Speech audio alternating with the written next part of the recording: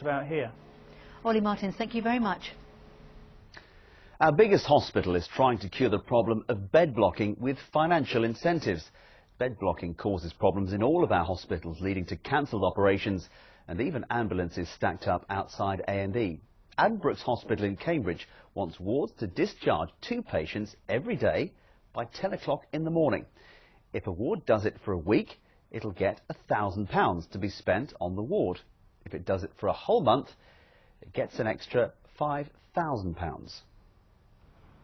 So-called bed blocking has become a major hurdle to the smooth running of Addenbrooke's Hospital.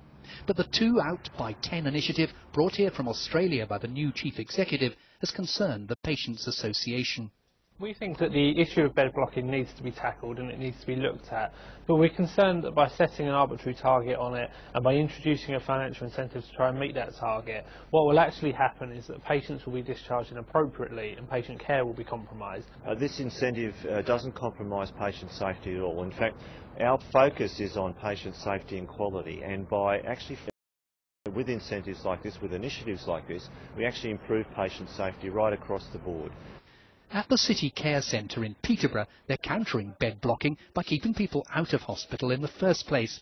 2 local commissioning groups of GPs are sending suitable patients to the intermediate care unit. Barbara Thompson from Oundle came here after a fall. This place is absolutely marvellous. It really is. Well, it's so homely, it's like one big family. It's personal, not impersonal. Healthcare assistant Sally Allen and occupational therapist Steve Morgan assisting Arthur Hughes from Peterborough as he awaits the results of tests.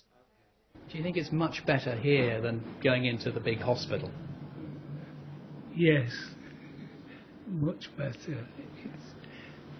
You couldn't multiply the figures to say how good this place is. Okay, Margaret? Yes, thank you. I'll show you in the mirror.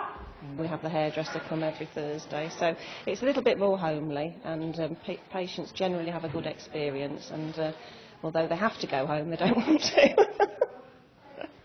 I think this is the way forward. I think hospitals are really struggling to cope with the number of emergency admissions that they're having at the moment, and I think there's a lot more that we can be doing in the community to provide better care out of hospital. With a whole range of specialists on tap, that care can be delivered here, in a nursing home or a patient's own home. The feedback halfway through a 6-month pilot, very positive.